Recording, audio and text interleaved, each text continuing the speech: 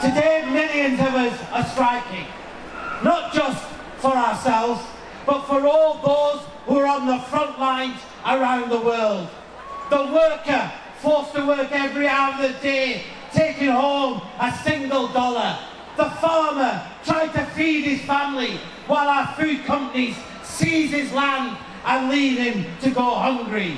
Communities whose land and water is poisoned by our mining companies, knowing that each and every day they are slowly dying. Indigenous people murdered so our companies can cut down their forests. A world of killer floods, droughts and famines. A world where climate impacts are not something that's happening in the future, but are happening today and are killing millions.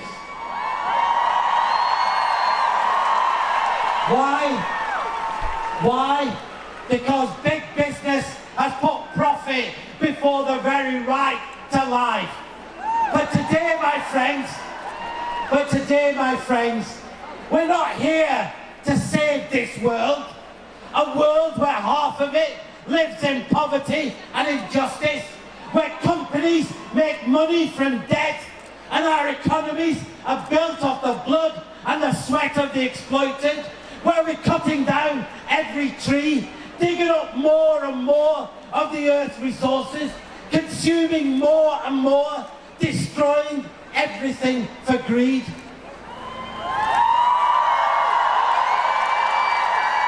We're here because for decades, the one question I've been asked most by our movements in the global south, the question they've always asked me is, why are people in the UK deaf to our cries, silent to our demands? Why have they turned their backs on us? Why don't they stand with us in our fight?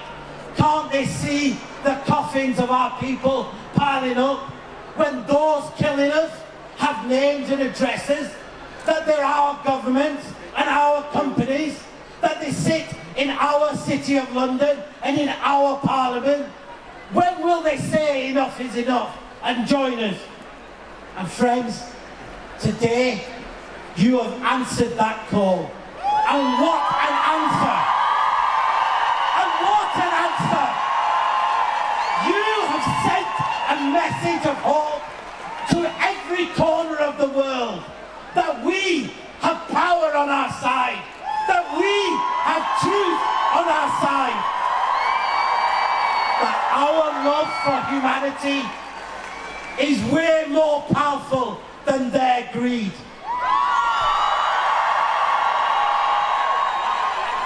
So I'll tell you, friends, today we're here to tear down this world and build a new one. A world where everyone has the right to live. A world which is fair and just. A world which is clean and green. A world where the colour of your skin or your gender doesn't mean you can be sacrificed so that the rich can get richer.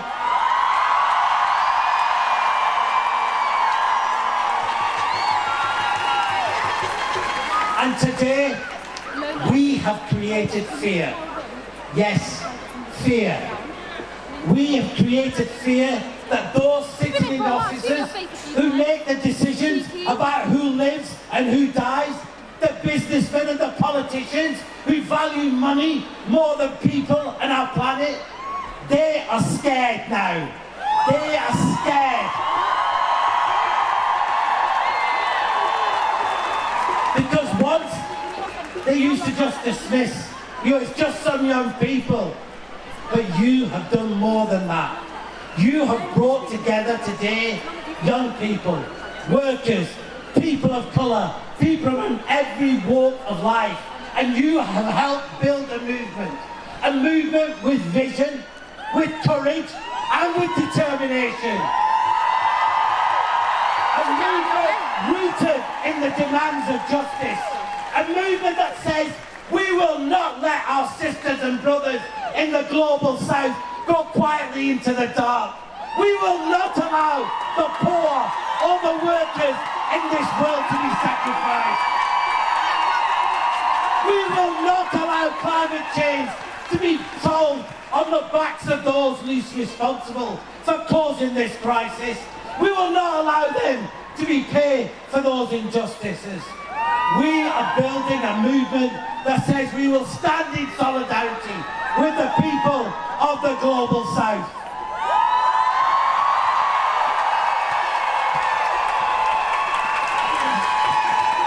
Friends, for 500 years, people in the Global South have fought this system.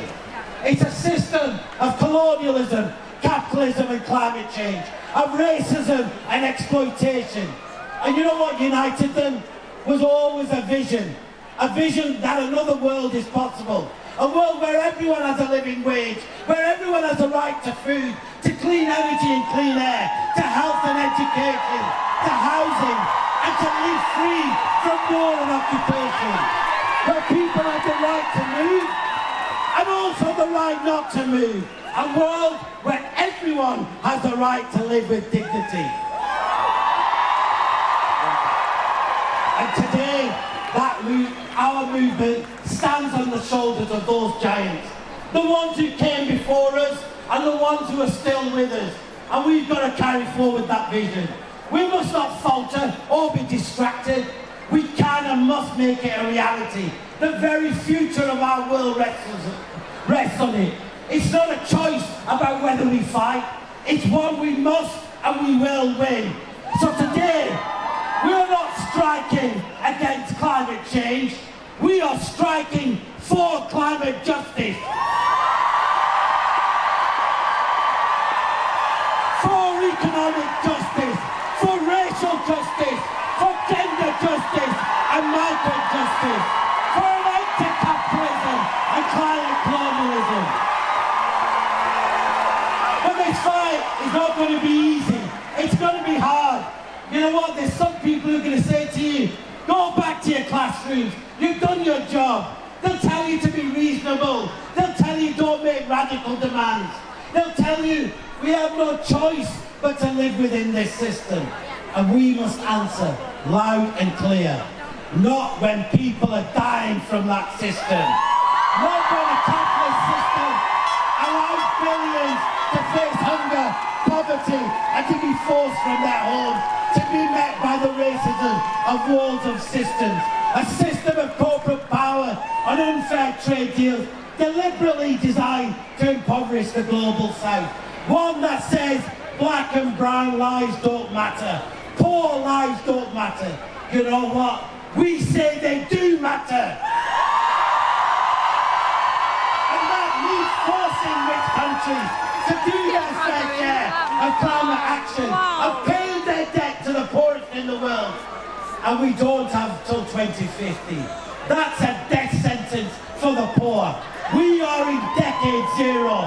That means the UK must be at zero by 2030. Friends, I'm going to end by saying one thing. I fought for a very long time on this issue. And today, for the very first time in a very, very long time, I'm not just dreaming we will win. I know that together we will win.